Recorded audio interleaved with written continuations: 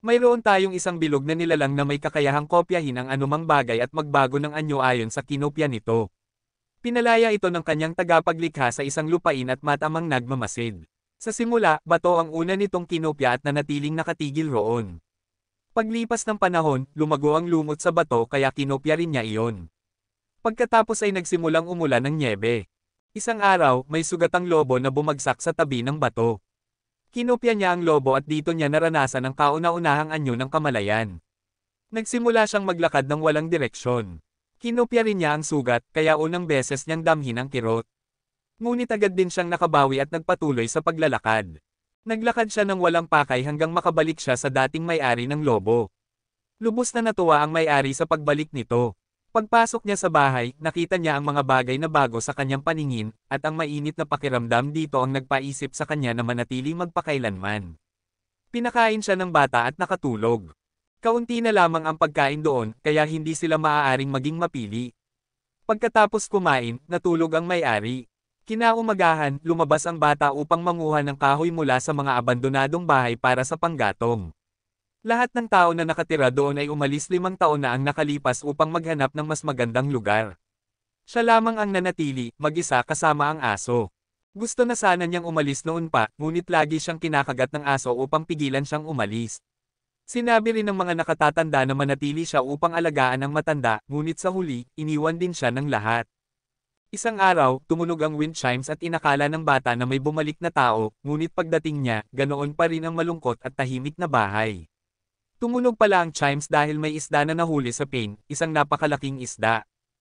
Kinagabihan, inarang ng bata ang isda at, upang makatipid sa panggatong, kinain niya ito ng hilaw.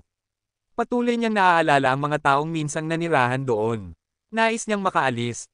Kinabukasan, nagpasya siyang tuluyang umalis upang maghanap ng mas mabuting lugar. Makalipas ang ilang lakad, nakakita sila ng bato na may guhit na palatandaan, marahil iniwan ng mga dating tao roon. Nagpatuloy sila sa paglalakbay, nagkampo sa gabi, at kinabukasan muling naglakad. Ilang araw ang lumipas at paulit-ulit lamang ang naging takbo ng araw. Hanggang isang araw, nakakita ang bata ng puno sa daan at ginamit iyon bilang panggatong. Pagbalik niya sa landas, bigla siyang nalubog sa isang nagyayelong lawa. Nasugatan ang kanyang paa kaya kinailangan niyang magkampo upang balutan ito at magpainit. Nagpasya siyang huwag bumalik dahil may pagkain pa naman siya. Hanggat may lakas siya, patuloy siyang lalakad. 2 araw siyang tuloy-tuloy na naglakad, ngunit lumalala ang sugat. Hindi siya sumuko dahil alam niyang kung hindi bumalik ang mga tao, marahil ay nakarating na sila sa isang tunay na mabuting lugar. Hanggang sa may nakita siyang bato na may marka ng X sa palaso. Malapit dito ay isang sirang sasakyan at mga libingan, kapareho ng mga ginawa niya para sa kanyang mga lolo't lola. Alam niya kung ano ang nangyari, pero pilit niyang iniisip ang positibo. Gayunman, tumulo pa rin ang kanyang mga luha. Naisip niya kung kaya pa ba niyang marating ang mas mabuting lugar. Sa huli, sumuko ang bata at nagdesisyong bumalik. Matagal silang naglakad pagsauli sa bulok na bahay. Ilang araw siyang nanatiling nalulumbay, hindi nag-iipon ng pagkain o nagsisindi ng apoy. Lumalala ang sugat hanggang sa dumating ang hindi maiiwasan, pumanaw ang bata habang nakaupo. Lumapit ang lobo, kinopya ang anyo ng bata, at naging tao. Ang tunay na bata ay nakarating na sa isang mas mabuting lugar sa langit, samantalang ang nilalang ay nagkaroon ng katawang tao at nagpasyang magpatuloy patungo sa mas mabuting lugar na hinahangad ng bata. Naglakbay ito patimog upang maghanap ng impormasyon para sa sariling ebolusyon. Ngunit dahil kulang ito sa katangiang pantao, may sugat pa sa paa, at kulang sa nutrisyon, mabilis itong namatay. Ngunit sa bawat pagkamatay, muli itong nabubuhay. Hanggang ngayon, 6 na beses na itong namatay, mula 5 araw bago mabuhay muli noong una, hanggang kalahating araw na lamang sa ika-6. Sa wakas, narating nito ang bundok na gustong marating ng bata, ngunit agad itong sinalakay ng higanteng oso at namatay muli. Sa isang nayon naman, may batang babae na ang pangalan ay March. Lagi siyang naglalaro kasama si Perona, isang mas nakatatandang dalaga sa tabi ng bahay. Habang naglalaro, tinawag si March ng kanyang mga magulang. Gusto ni March na maging adulto dahil 3 bata na lang sa kanilang nayon at 2 bata ay nasa bahay na iyon. Naniniwala ang ina niya na maaari lamang siyang tawaging adulto kapag kayanan niyang matulog ng hindi umiihi sa higaan. Kinabukasan, nag-iensayo pa rin si Perona ng pag-arkila, ngunit mahina ang kanyang kakayahan. Naglalaro pa rin si March kasama ang mga stuffed toy nang dumating si Perona para makipaglaro. Ngunit biglang tumunog ang kampana. Alam ni Perona ang ibig sabihin nito at dali-dal ilang dinala si March pababa ng bundok. Ngunit hinarang sila ni Hiz, ang pinuno ng bantay ng nayon. Ang tunog ng kampana pala ay tawag pambayan. Dinala si March pabalik at doon ay inipon ng matandang pinuno ng nayon kasama si Hiz ang lahat upang ipahayag na sila ay napili ng Diyos ng kasaganaan at kapayapaan, kaya kailangan nilang pumili ng batang dalagang walang dungeons upang ayalay. Sinuri ng matanda ang tatlong bata sa nayon at napili si March. Pinuri siya ng lahat, ngumiti ang kanyang mga magulang sa harap ng tao, ngunit pagdating nila sa bahay, napaiyak lamang ang kanyang mga magulang at paulit-ulit na humingi ng tawad sa kanya. Dumating si Hiz at ibinunyag na si March ay napili bilang handog para sa Diyos. Sa araw ng seremonya, sasali siya sa isang piging bilang pamamaalam, at pagkatapos ay dadalhin sa bundok upang ihandog sa Diyos para kainin. Pagkalipas ng isang taon, babalik sila roon upang kunin ang mga labi para mailibing ng pamilya. Matigas ang ulo ni March at tumanggi siyang mamatay dahil gusto niya maging adulto. Hindi niya matanggap na siya lang ang kailangang mamatay, ngunit wala siyang pagpipilian. Sa mga sumunod na araw, bantay sarado siya ni Hiz, dahil kapag tumakas siya, ang nakababata niyang kapatid ang ipapalit. Dumating ang araw ng pag-alis. Kailangan niyang magpaalam sa kanyang mga magulang bago umalis. Habang paakyat sila ng bundok, sinabi ni Hiz na pagdating ni March sa kabilang daigdig, magiging malaya na siya, malaya para maging adulto, tulad ng pangarap niya. Ngunit biglang lumipad ang isang palaso at tinamaan si Hiz. Sinamantala ni March ang pagkakataon para tumakas. May isang taong sumugod kay Hiz at pagkatapos ay mabilis na tumakbo palayo. Habang tumatakbo si March, nadapa siya at nahulog sa isang maliit na lawa. Doon niya di sinasadyang nakita ang nilalang na hindi namamatay, siya. Nang dumating ang dalawang sundalo at nakita ang muling pagkabuhay nito, tumakbo sila ng takot na takot, iniisip na isa itong halimaw. Lumakad palayo ang nilalang, at sinubukan ni March na magtanong ngunit hindi ito sumagot. Kaya sumunod na lamang siya dito. Ang umatake pala kay Hiz ay si Perona. Plano sana niyang gumamit ng kalansay upang magkunwaring patay si March, ngunit naiwan si Perona dahil tiyak daw siyang mapaparusahan. Bumalik ang dalawang sundalo kay Hiz at sinabing kailangan nilang maghanap ng ibang bata dahil si March ay kasama na ngayon ng isang halimaw. Samantala, napansin ni March na hindi nakakapagsalita ang nilalang. Pareho silang nagugutom kaya nakita nila ang isang puno ng prutas. Umakyat si March para kumuha. Ngunit nang iabot niya rito ang prutas, itinapon iyon ng nilalang at yumuko upang kumain ng parang lobo. Tinangka niyang turuan itong magsabi ng salamat ngunit wala itong natutunan. Nang mamitis ulit si March, kinain ng nilalang ang lahat at wala siyang natikman. Dahil dito ay umiyak siya at muling umakyat sa puno upang kumain mag-isa. Ngunit nang makita niya itong nakatingala at nakatitig sa kanya, nalooy ang puso niya, kaya nagtapon siya ng ilang prutas pababa para kainin nito. Ang pakiramdam na inaalagaan ito na parang anak ay nagbigay kay March ng kakaibang saya. Nang nabusog na ito, naglakad lamang ito at natulog sa likod ng isang nabuwal na puno. Kinagabihan, nanaginip si March. Nakabalik siya sa nayon, ngunit nakita niyang sinakripisyo ang dalawang natitirang bata, at paglingon niya, si Perona at ang mga villager ay tinalikuran siya. Nagising siyang balisa at nabahala sa maaaring mangyari. Kaya kinaumagahan, nagpasya siyang bumalik sa nayon. Nang magising ang nilalang at hindi makita si March, sumunod ito agad. Tinangka niyang paalisan ito sa pamamagitan ng paghahagis ng prutas sa ibang direksyon, ngunit patuloy itong sumusunod, na lalo pang nagpaalala kay March na para itong anak. Kalaunan, tinuruan niya itong humawak ng tama ng pagkain, ngunit nahuhulog pa rin ito sa lupa at kinakain tulad ng aso. Dahil dito, napagpasyahan niyang pangalanan ito ng Fashi, ibig sabihin ay immortal.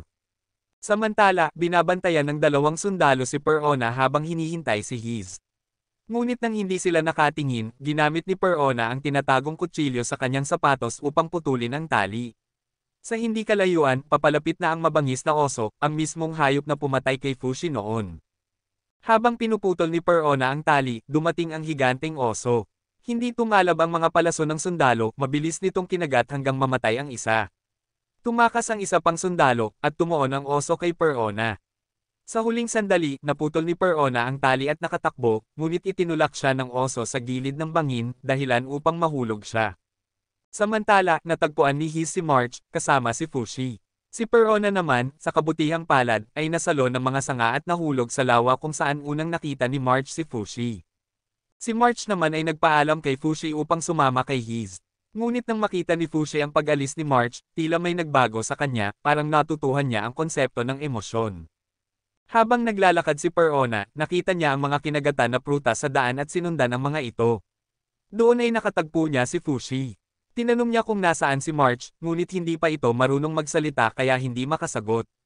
Napansin niyang patungo si Fushi sa direksyon ng altar ng sakripisyo, kaya sinundan niya ito. Sa kabilang banda, pinakain ni Hiz si March ng tila gamot. Nang tanungin siya tungkol kay Fushi, tinawag ng mga sundalo itong halimaw. Dumating bigla ang tumakas na sundalo at sinabi nilang nasa panganib sila dahil sa oso. Ito raw ang Diyos na nais nilang pag-alayan kay March. Nais ng mga sundalong bumalik, ngunit nagpasya si Hiz na magpatuloy at dumaan sa ibang ruta papuntang altar.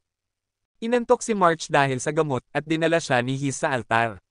Nilinis nila ang mga buto ng nakaraang sakripisyo at itinali si March doon. Bigla niyang narinig ang malalakas na yabag, ang higanteng oso. Sumugod ito sa loob at kasabay nito ay dumating si Perona. Hindi siya pinansin ni Hiz dahil iniisip niyang magiging susunod na biktima lamang ito. Sinubukan ni Perona na putulin ang tali ni March ngunit mapurol ang kutsilyo. Lumapit ang oso at tinamaan siya ng napakalakas na hampas. Sa sandaling iyon, dumating si Fushi. Hindi ito pinansin ni Hiz at isinara ang pinto. Ngunit nang makilala nila si Fushi, umakyat sila sa pader upang panoorin ang nangyari. Nakita nilang kinagat ng oso ang ulo ni Fushi, ngunit ginamit niya ang kanyang mga paa upang itukod at buksan ang mga panga ng oso, at nakatakas. Pagkatapos nito ay nagbago siya pabalik sa anyong lobo at walang tigil na inatake at kinakagat ang oso. Kahit gaano kalakas ang pag-atake ng oso, agad na nare-regenerate si Fushi. Kinagat niya ang leeg ng oso, dahilan para mangisay ito sa sakit at ihagis siya palayo. Ngunit bumabalik si Fushi ng paulit-ulit, iniiwasan ang mga atake ng oso, at umaakyat upang kagatin ang ilong nito. Kumagat siya ng ubod lakas habang pinupunit ng oso ang katawan niya, pero dahil hindi siya namamatay, hindi siya nasaktan. Sa huli, nabunot ni Fushi ang ilong ng oso, at nanghihina na itong nabuwal hanggang tuluyang mamatay. Nang gabing iyon, nagising si March na walang alam sa nangyari. Lumapit si Hiz at ginamit ang kanyang sibat para putulin ang mga tali ni March. Binigyan niya si March at Perona ng pagpipilian, mamatay dito o sumama sa kanya pabalik sa kanyang bansa, kapalit ng paglimot sa kanilang nayon. Pumili si Perona na sumama, kaya ipinadala ni Hiz ang mga tauhan niya upang dalhin ang bangkay ng oso at si Fushi.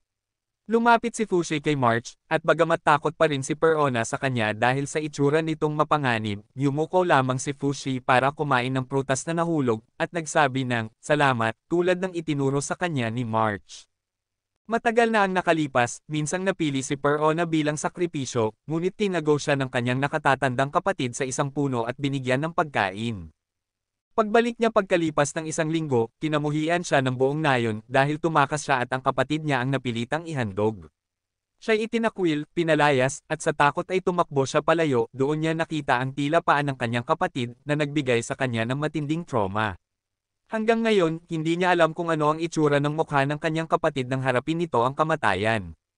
Nagpapatuloy sila sa paglalakbay patungo sa bansa ni Hiz. Si March ay abalang pinapakain si Fushi at tinuturuan siyang magsalita.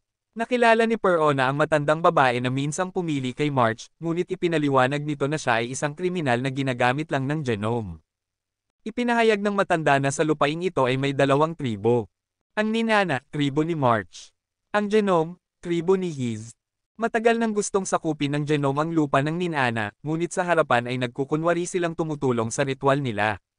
Ginagamit nila ang mga kriminal bilang kasapakat upang manipulahin ang paniniwala ng ninana.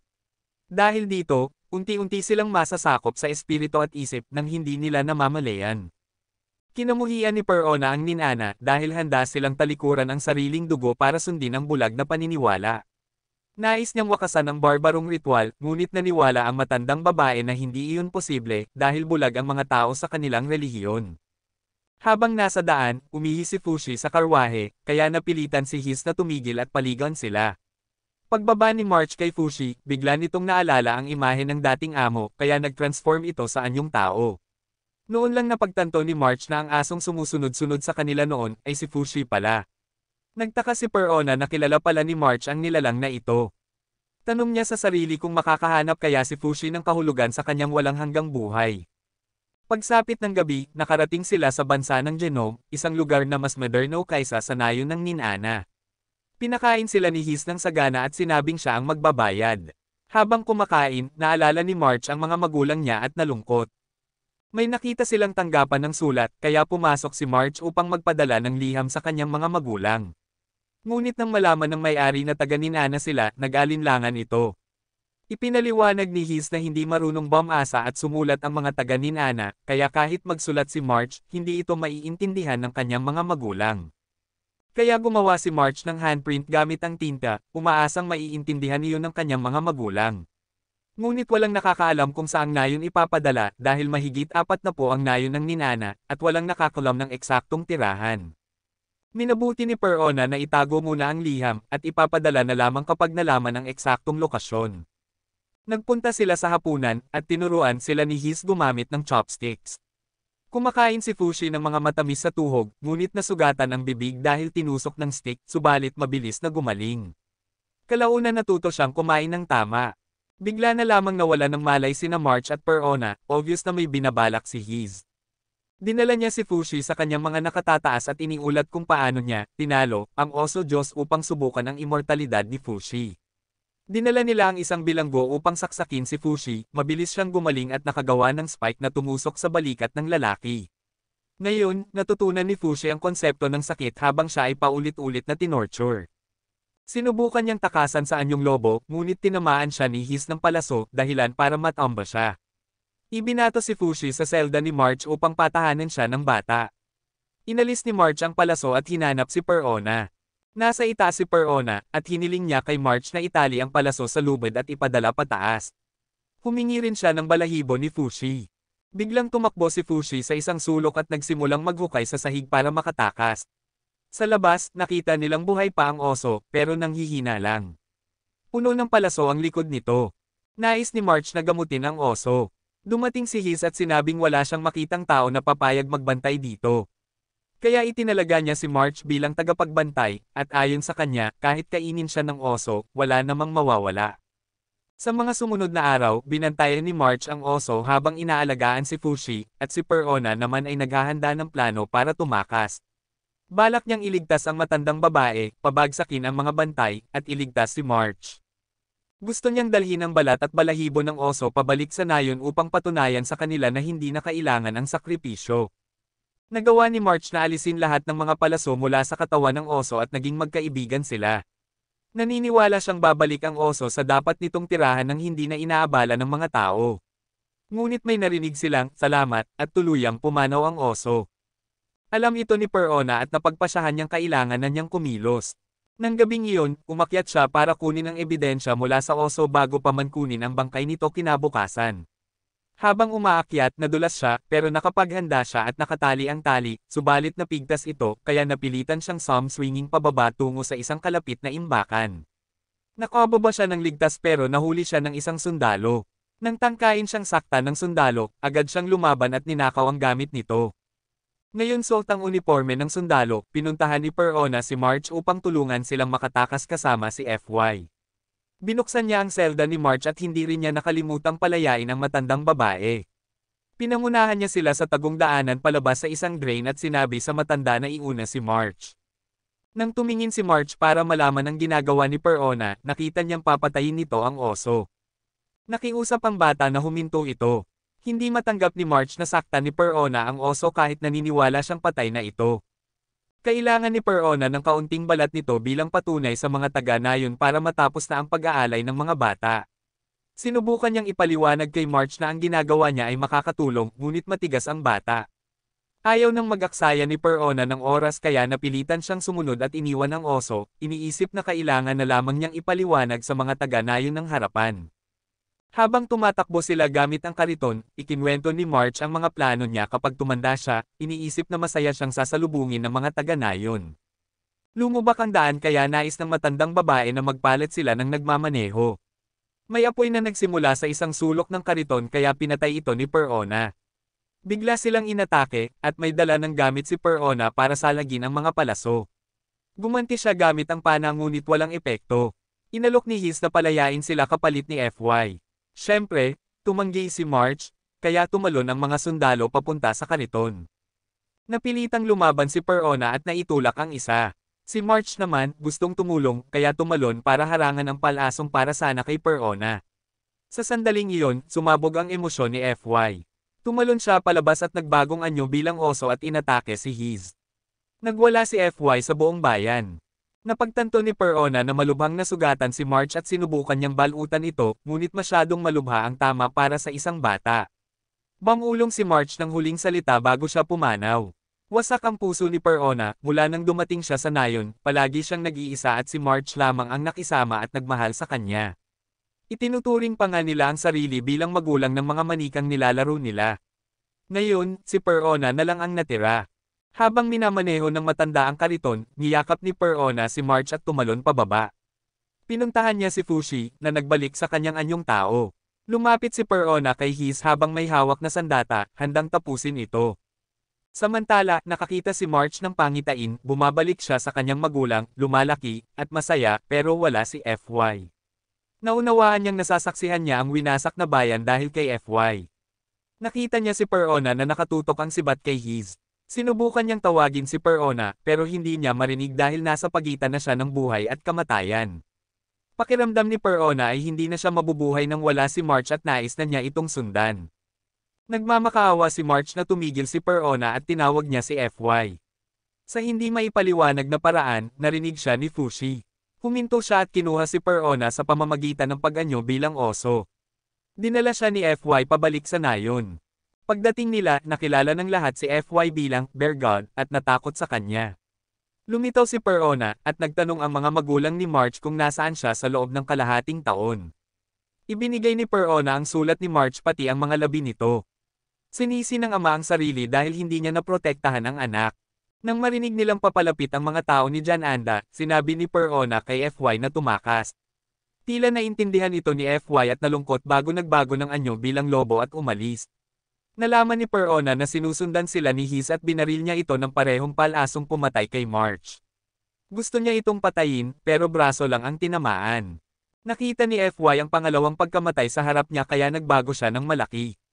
Nagpatuloy siya sa paglalakbay at pagkuha ng iba't ibang karanasan. Mas gusto niyang manatiling lobo at ginagamit ang pangamoy upang magdesisyon sa direksyon. Ayaw niyang mag-anyo bilang oso dahil puno ng sakit ang anyong iyon. Paminsan-minsay nagiging tao siya pero hindi rin niya ito gaanong ginagamit. Kapag nagugutom, nagiging March siya para makaakyat ng puno at makakuha ng prutas. Hanggang sa naamoy niya ang pamilyar na amoy ng matandang babae. Nilapitan niya ito, at inakala ng matanda na iniwan nila siya sa kalagitnaan ng biyahe kaya napilitang maglakad at mamalamos. Akala niya ay buhay pa si March, pero nang makita niyang lumapit si Fushi, tingnan ang mantsa ng dugo ni March, at magbagong anyo bilang binatilyo, doon niya naunawaan na si FY nga iyon. Naglakad ng walang direksyon si FY kaya sinundan siya ng matanda. Dahil ilang araw na siyang hindi kumakain, nanghina siya at sinubukang kagatin ang hita ni FY. Ngunit naganyo itong lobo at umuungol. Pagkatapos ay naganyo ito bilang March, umakyat sa puno, at kumain ng prutas ng mag-isa. Gusto ring kumain ng matanda kaya pinagbabaan siya ng prutas ni FY at humingi ng pasasalamat. Nagpasalamat ang matanda para mapasaya si FY. Nang makita niya ang mapa, kumuha siya ng papel para kopyahin ito. Naging interesado si FY sa pagsusulat kaya tinuruan niya ito. Gusto niya itong sundan upang maturuan pa ito tungkol sa pagsusulat at pamumuhay bilang tao. Ang matandang babae, na ang pangalan ay Poren, ang nagturo kay FY kung paano isulat ang mga pangalan ng mga taong nakilala niya. Tinuruan niya rin itong pangalanan ng mga bagay sa paligid nila, uminom ng tubig na parang tao, kumain ng maayos, at magsabi ng masarap pagkatapos kumain, sa halip na salamat lang. Naglakbay sila at sabay na natuto hanggang makarating sila sa isang baybaying baryong pangisdaan. Marunong na ngayong magtanong si Fushi at naaalala ang mga salitang itinuro sa kanya. Mas malinaw na siyang magsalita at naikwento kay Poren ang kagustuhan niyang lumaki, isang pangarap na minsang nabanggit ni March. Bago niya nakilala si Poren, lagi siyang naglalakbay mag-isa, hanggang may nagpakain sa kanya. Hindi niya alam ang pangalan ng taong iyon, ngunit malinaw niya itong naaalala, kaya ginagamit niya ang anyo nito upang mabuhay. Nang gabing iyon, napagtanto ni Poren na nakarating na sila sa kanyang bayan, isang bansa na madalas makipagdigma sa Yanom. Plano niyang magpahinga muna bago dalawin ang isang kakilala. Habang natutulog, biglang inatake si Fushi ng isang misteryosong nilalang na tumago sa kanyang katawan. Nagbalik anyo siya bilang lobo at nakita ang nilalang na nagbabago anyo bilang binatilyong lalaki. Biglang huminto ang oras at nagpakita ang isang espiritual na nilalang. Sinabi nitong ang anyong binatilyo ay kay Fushi at ninakaw ng halimaw. Sa madaling salita, iyon ang kaaway ni Fushi, at kailangan niya itong labanan upang mabawi ang anyong iyon. Inatake ni Fushi ang nilalang at ipinaliwanag ng espiritu na may core ang nilalang at umiiral ito upang nakawin ang mga anyo ni Fushi. Tinuhag ng halimaw ang anyong lobo at nanakaw ito, kaya napilitang gumamit si Fushi ng anyong oso. Malaki man ang oso, nahawakan nito ang lobo para durugin, ngunit sinaksak ng halimaw ang kamay ni Fushi at sinubukang nakawin ang anyong oso. Agad na kumilos si Fushi at nasalayan ang core ng halimaw, pero nakuha na nito ang anyong oso. Kaya napilitan siyang tumakas gamit ang anyo ni March. Umakyat siya sa puno at tumalon upang sunggaban ang core. Ginamit ng halimaw ang mga sanga upang hilahin siya palayo, ngunit sa halip ay natulungan nitong mahayla ang core palabas, kaya tumigil ang halimaw at natuyo. Naibalik kay Fushi ang lahat ng anyong ninakaw. Nagtanong si Fushi kung ano ang nilalang na ito at nagpakilala ang espiritu bilang tagapaglikha ni Fushi na nais baguhin ang mundo. Ngunit may mga tulad ng halimaw na ipinadadala upang pigilan siya. Magkikita silang muli, ngunit sa ngayon, ipinayo nitong mag-enjoy muna si Fushi sa buhay. Hindi alam ni Poren kung ano ang nangyari at hindi rin sinabi ni Fushi. Kinabukasan, dumating sina Fushi at Poren sa bahay ng minamahal ng matanda, at doon nila nakilala ang isang kakaibang batang lalaki na may suot na malinaw na maskarang parang butiking transparent. Nagbalik ang kwento sa nakaraan. May dalawang magkapatid, sina Shin at Gugo, na nangarap magkaroon ng maraming pera upang mamuhay sa isang malaking mansyon. Araw-araw, pumupunta si Gugo sa palengke upang magbenta ng gulay mula sa kanyang amo.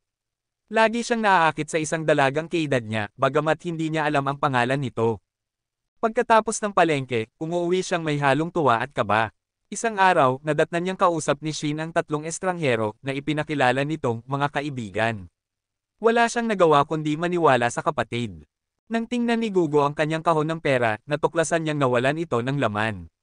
May hinala siyang si Shin ang kumuha, ngunit hindi niya magawang pagbintangan ang kaysa-isa niyang kaanak. Kaya itinago niya ang pera sa isang punong may butas at kumain mag-isa kasama ang asong gala na nakita niya. Kinabukasan, muli niyang nakita ang aso, at narinig ang may-ari nitong tinatawag ito. Sinundan niya ang boses at nakita ang dalagang lihim niyang iniibig. Ibinigay niya ang aso at binigyan siya ng dalaga ng gintong singsing bilang pasasalamat, kung ibebenta, sapat na raw iyon para mabuhay ng matagal, bagaman sobra ang pagmamalaki nito. Masaya siyang umuwi hawak ang singsing, ngunit natuklasang wala ng pera sa kahon at si Shin ay biglang naglaho. Naiwang nag-iisa, naglakad-lakad siya ng malungkot sa burol. Tinanaw niya ang track ng troso at muntik na niyang isipin na wakasan ang sarili. Biglang nahulog ang isang malaking troso at muntik na siyang tamaan, kaya natauhan siya. Humingi ng paumanhin ang driver at pinakiusapan siyang bantayan sandali ang troso. Ngunit bigla yung gamulong pababa, at sa ibaba ay nakita niyang pumipitas ng bulaklak ang dalagang iniibig niya. Tumalon si Gugo upang iligtas ito at siya ang nabagsakan ng troso. Napuruhan ang mukha niya. Doon nalaman ni Gugo na rin ang pangalan ng dalaga nang marinig niya ang ama nitong humihingi ng tulong. Habang walang pumapansin sa kanya, nakadapa siya roon hanggang gabi nang matagpuan siya ng isang matandang tindero ng alak. Inuwi siya para gamutin. Pagmulat niya, wasak na ang mukha niya, kaya siya nagsuot ng maskara. Pagbabalik sa kasalukuyan. Pagdating ni Fushi at Poren sa bahay, nakilala nila si Gugo. Dinala silang lahat ng matanda sa labas para ipakita ang kakayahan ni Fushi sa tindero ng alak. Nabighani si Gugo at inalok si Fushi ng pagkakaibigan. Ipinasyal pa niya ito. Habang naghahapunan, pinag-usapan ni Poren at ng matandang tindero kung paano pagkakakitaan si Fushi. Ngunit tumayo si Gugo para ipagtanggol ito dahil itinuring na niya si Fushi bilang pamilya. Kinabukasan, dumating si Ren upang mamili. Nais niyang malaman ang pangalan ni Gugo, ngunit maling akala ni Gugo, akala niya napansin siya ng kanyang crush, pero si FY pala talaga ang interesado sa kanya. Nang gabing iyon, napaiyak si Gugo.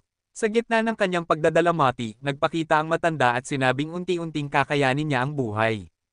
Lahat ng tagumpay ay nangangailangan ng pagtanggap sa pait at tamis ng karanasan. Nagbigay iyon ng pag-asa kay Gugo at agad siyang tumakbo upang magsanay. Napangiti na lang sina Fushi at ang mag-asawang matanda sa kanyang pagiging inosente ugali ni Gugo. Kinaumagahan, dumating si Ren sa tindahan ng alak upang tanungin ang matanda kung maaari siyang magtrabaho roon. Dahil maganda ito at handang magtrabaho ng walang bayad, pumayag agad ang matanda. Alam naman ng lahat kung bakit gusto nitong magtrabaho roon dahil sa isang gwapong immortal na binata. Pagkakain sa hapunan, binalaan ng matanda si Fushi na huwag gumamit ng kakaibang kapangyarihan sa harap ni Ren, baka makaakit pa ng hindi kanais-nais na atensyon mula sa mga taga-nayon. Habang naglilinis at naghuhugas ng pinggan, natuklasan ni Gugo at Fushi na kapag nasaktan si Fushi ng isang bagay, kaya niyang gumawa ng kopya ng bagay na iyon, ngunit tanging mga bagay na may hugis lamang, hindi mga tulad ng apoy. Sa kasamaang palad, nasugatan ni Gugo ang kamay ni Fushi at napaiyak ito sa sakit. Ipinaliwanag ni Gugo kay Fushi na kapag nasasaktan siya o ayaw niya ang isang bagay, dapat niya itong sabihin sa iba upang malaman nila. Kinabukasan, bumalik si Ren sa tindahan para hanapin si Fushi at sinadya pang tanungin si Gugo kung paano maaayos ang peklat sa kamay niya. Dahil dito, tumakbo si Gugo papunta sa matanda upang humingi ng tulong para matulungan ang kanyang crush. Kinuha naman ng matanda ang alak medisina mula sa loob mismo ng katawan ni Gugo. Doon lamang nalaman ng binata na nung iniligtas siya noon, naglagay pala ang matanda ng alak sa loob ng kanyang mga laman loob. Nanginig sa galit at pagkasuklam si Gugo sa kakaibang hilig ng matanda kaya tumakbo siyang palayo, halos gumagapang sa sobrang hilakbot. Umalis siya, ngunit walang sino man sa bahay ang nag-abalang hanapin siya, pati si Fushi na malapit sa kanya ay hindi man lang naghanap, marahil ay masama pa rin ang loob dahil sinaktan siya ni Gugo. Ngayon, dahil wala si Gugo, wala ring gagawa ng mga gawaing bahay. Kaya napilitan si Fushi na akuan ng mga tungkulin. Ngunit dahil hindi pang tao ang estilo niya sa pagluluto, takot ang lahat na tikman ang pagkain. Samantala, naghahanap naman ng trabaho si Gugo. Hindi niya pinansin ang masasamang bulong ng mga tao sa nayon na tinatawag siyang halimaw. Bumalik siya sa dati niyang pinagtatrabahuhan, tinanggap naman siyang muli at inalok pa ng matutuluyan. Subalit hindi ito nagustuhan ng anak ng amo dahil sa nakakatakot na hitsura ni Gugo. Dahil ayaw niyang maging pabigat, tinanggihan ni Gugo ang alok. Hinubad pa niya ang kanyang maskara upang ipakita ang tunay na anyo at buong tapang na tinanggap ang bansag na halimaw. Sa kabilang banda, hindi rin naging madali para kay Fushi. Dahil pakiramdam niya hindi sapat ang pagiging lobo, nag-transform siya bilang oso at nagdulot ito ng malaking kalokohan. Sinira niya ang lahat ng tanim na patatas ng matanda habang naghuhukay, at maging sa kusina ay naging oso rin siya. Dahil dito, humingi si Fushi ng gabay kay Poren tungkol sa gawaing bahay, pero sinabi ng matanda na dapat si Gugo ang turuan niya. Dumating si Ren dala ang tsaa at tinanong kung bakit ayaw tulungan ng matanda si Fushi. Sagot nito, hindi dapat sanayin si Fushi sa sobrang pag-aalaga, mas mabuti kung matuto siyang kumilos bilang tao. Sa panig ni Gugo, lalo pang naging malungkot ang kalagayan niya. Simula nang tanggalin ang maskara, lagi siyang pinagtatawanan at minamaliit ng mga tao. Mas malala pa, sinugod siya ng anak ng amo at sinabing nakakahiya siya. Upang hindi na makaabala sa mga taong naging mabuti sa kanya, umalis si Gugo. Naghahanap siya ng trabaho ngunit lagi siyang tinatanggihan. Sa huling pera niya, naalala niya ang singsing na ibinigay ni Ren. Pumunta siya sa sanglaan, ngunit hindi niya magawang ipagbili iyon. Habang naglalakad-lakad, nakasalubong niya ang kapatid niyang si Shin, ang kapatid na lumayas at iniwan siya. Sa kabutihan ng puso ni Gugo, ibinigay niya rito ang singsing at umalis, umaasang makapagsimula itong muli. Habang natutulog sa isang kubo upang makasilong sa ulan, bigla siyang dinakip ng dalawang estranghero na balak siyang ibenta. Sa oras na iyon, dumating si Fushi, in his bear form, para iligtas siya. Dahil dito, muling nagkabati ang dalawa. Pagkatapos noon, ginamit nila ang bear form para takutin ang mga tao sa paligid ng nayon. Nang tanungin siya ni Fushi kung kailan siya babalik sa bahay ng nagtitinda ng alak, hindi makasagot si Gugo dahil sa sakit ng damdamin dahil sa ginawa ng matanda. Dahil ilang araw nang hindi kumakain, nahimete si Gugo at dinala siya ni Fushi pabalik sa kubo. Nagawa namang gumawa ni Fushi ng maraming pagkain para kay Gugo gamit ang pagpapalakas ng alaala, mas malalim ang memoryang naaalala, mas madali niyang magagaya ang pagkain. Nang mabusog, nag-usap ang dalawa. Ibinahagi ni Gugo na minsan siyang tumira sa isang marangyang bahay kasama ang mga magulang at kapatid. Akala niya masaya silang pamilya, ngunit nalaman niyang mga amo lamang pala ang mga ito, at iniwan silang magkapatid. Si Shin lamang ang kasama niya mula pagkasilang, pero pati iyon ay iniwan din siya kalaunan. Ngunit ngayon, mayroon na siyang Fushi, isang higit pa sa pamilya. Sinabi pa ng bata na kung sakaling mamatay siya, nais niyang kunin ni Fushi ang kanyang anyo para hindi siya makalimutan. Kinagabihan, natagpuan sila ni Ren gamit ang kanyang tuta. Sinabi niyang nagsisi na ang matanda at gustong bumalik si Gugo. Ngunit dahil wala na ang maskara niya, natatakot siyang pagtawanan ng mga tao. Ngunit ayon kay Fushi, maliit na bagay iyon, at tumakbo siya para hanapan ng maskara si Gugo, iniiwan si Gugo na mag-isa sa kanyang crush. Dahil sa sobrang hiya, hindi makapagsalita si Gugo. Kaya si Ren na mismo ang nagbukas ng puso. Ibinahagi niyang ayaw niya sa sobrang higpit ng kanyang pamilya kaya madalas siyang tumatakas. Ibinigay pa niya kay Gugo ang maskarang ginagamit niya sa pagtakas, at sinabing anuman ang maging anyo ni Gugo, handa siyang unawain siya. Sa labis na kilig at saya, hindi na kayang magtago ni Gugo. Samantala, mahabang oras ang ginugol ni Fushi sa paghahanap at sa wakas ay natagpuan niya ang maskara ni Gugo sa lawa, doon rin niya nakilala ang nilalang na lumikha sa kanya. Binalaan niya si Fushi na huwag isipin na magtatagal ang kapayapaan dahil laging may mga kaaway na naghihintay na salakayin siya mula sa kabilang panig. Pagkatapos palayain ni Gugo si Ren mula sa mga tauhang inupahan ng pamilya nito para ibalik siya, muling nagsama sina Ren at Fushi. Ibinalik ni Gugo ang maskara niya at ibinigay ang isa pa kay Ren upang hindi siya makilala ng iba. Habang naglalakad, nakita sila ng tapat na lingkod ni Ren, ang nag-alaga sa kanya mula pagkabata. Alam ng lingkod na si Ren iyon kahit may suot siyang maskara. Ayaw ni Gugo na kunin si Ren pabalik kaya agad niyang hinawakan ang kamay nito at tumakbo papasok sa kagubatan. Nag-transform si Fushi bilang si March para lituhin ang mga tauhan at makatakas ang dalawa. Ngunit gaya ng babala ng lumikha, tila walang natutunan si Fushi mula sa nakaraang laban. Muling nagbalik ang misteryosong kaaway at banihag si Fushi. Narinig ni Ren at ng lingkod ang sigaw ng tulong kaya bumalik sila. Doon nila nakita na ninanakaw ng kalaban ang anyong March ni Fushi. Nang harapin nila ang kaaway, inatake si Gugo ngunit sinalo ni Fushi ang atake. Ginamit ng halimaw ang mga lubid para itali sila at pilitin si Fushi na mag-transform bilang oso upang makawala. Ngunit nang gawin niya iyon, agad siyang inihagis ng halimaw at sinaksak, saka ipinagpatuloy ang pagnanakaw sa kanyang mga transformasayon. Nakabangon si Gugo, kilo at nagsusuka dahil sa alak. Nakuha ng apoy mula sa sulo ang suka niyang may halong alak at biglang nagliyab. Naisip ni Gugo na gumamit ng pagbuga ng apoy para sunugin ang kaaway, ngunit naubos na ang alak sa katawan niya. Kaya hiniling niya kay Fushi na magtiis muna, at tumakbo pabalik sa bahay ng matanda para kumuha ng alak. Pagdating niya, nadatnan niyang pinipilit ng pamilya ni Ren na pauwiin siya. Lasing na si Gugo at wala nang pakialam sa paligid. Lumapit siya at hiniling sa matanda na punuin siya ng alak upang mailigtas si Fushi. Pagkatapos, sa kalasinggan, ipinagtanggol niya si Ren sa harap ng mga magulang nito at buong tapang na sinabing siya ang lalaking pinakamahal si Ren. Pagkatapos ay bumalik siya upang ipagpatuloy ang laban. Nang makabalik siya, nakapag-transform na ang halimaw bilang oso. Ngunit dahil puno na ng alak ang katawan ni Gugo, nakapagbuga siya ng napakalakas na apoy at sinunog ang kaaway. Sa liwanag na nagmumula sa Nolipol na nilalang, nakita niya ang tunay na anyo ni Fushi, naging bato itong muli matapos maagaw ang lahat ng kanyang anyo. Ngunit salamat kay Gugo, nabawi niya ang lahat ng nawawalang anyo. Pagbalik nila kinabukasan, dahil naroon ang pamilya ni Ren, ipinakita ni Gugo ang husay niya sa pagluluto at naghanda ng isang Sheng Feast. Samantala, kinausap ng lumikha si Fushi sa labas at ipinaliwanag na ang umatake ay mga knocker, mga nilalang na nilikhang wasakin ang mundo. Hiniling niyang umalis si Fushi upang palakasin ang sarili, dahil bawat pagkatalo ng mga knocker ay nagiging aral, at sa kanilang pagbabalik ay maaring mawala muli kay Fushi ang lahat, maging ang kanyang mga alaala. Ayaw sundin ni Fushi ang utos dahil naniniwala siyang palagi siyang masasandalan ni Gugo. Ngunit tila alam na ng lumikha ang magiging kapalaran ni Fushi kaya hindi na siya nagsalita pa.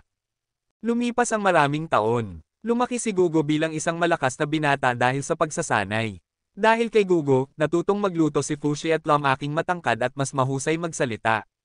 Papalapit na ang kaarawan ni Ren at inimbitahan niya sina Fushi at Gugo. Hindi nag-transform si Fushi sa loob ng 4 na taon, namuhay siya bilang normal na tao tulad ni Gugo dahil hindi umatake ang knocker at nais niyang maranasan ang pamumuhay ng walang pagbabago-bago ng anyo. Habang nag-aaral manahi, tinanong ni Ren kung ano ang paboritong pagkain ni Gugo. Sinabi ni Fushi na crayfish, kaya napagdesisyonan ni Ren na ihanda iyon para sa party. Hindi niya alam ang iba pang gusto ni Gugo, pero sabi ni Fushi, magugustuhan ni Gugo ang kahit ano basta galing kay Ren. Ibinahagi naman ni Ren na pipiliting ipakasal siya sa lalaking hindi niya kilala. Ipinaliwanag niya kay Fushi ang kahulugan ng kasal at naniniwalang dapat lang magpakasal sa taong gusto mo. Napansin ni Fushi na ang tinutukoy ni Ren ay si Gugo, at mukhang gusto rin naman siya ni Gugo. Binigyan ni Fushi ng pawisan ngunit taos-pusong tinahina bimpo ang matanda. Sa labas naman, nagkita sina Gugo at ang kapatid niyang si Shin. Hindi maunawaan ni Shin kung bakit nakamaskara si Gugo, ngunit sinabi niyang matagal na niya itong hinahanap at masaya siyang ligtas ang kapatid niya. Galit si Gugo at tinanong kung bakit naroon si Shin. Lumabas si Lady Oren nang marinig niyang naroon ang kapatid ni Gugo. Humingi ng tawad si Shin dahil dati siyang naakit at nagoyo, ngunit para kay Gugo, iyon ang tunay na pagkatao ni Shin, iniwan siya at pinabayaan. Hindi na nakipagtalo si Shin at ibinalik ang singsing, ngunit itinabig iyon ni Gugo. 4 na taon niyang hinanap si Gugo. Nakapagtrabaho siya at nakaipon, nakapagpundar ng tindahan ng mga gamit sa bukid. Pangarap pa rin niya ang magtayo ng malaking mansyon, pero gusto niyang tuparin iyon kasama si Gugo. Ngunit tumanggi si Gugo, ipinaliwanag na matapos siyang iwan noon, naghirap siya pero nakabangon. Ang mga tao sa paligid niya ngayon ang kanyang pinakamahalagang kayamanan, ang matandang kakaiba ngunit henyo, si Lady Oren, ang mabait na si Ren, at si Fushi na itinuturing niyang kapatid. Sinabi niya kay Shin na huwag na siyang piliting lumayo mula sa bagong pamilyang ito. Tinanggap ni Shin ang desisyon ng kapatid at sinabing andyan lang siya kung kailangan ni Gugo.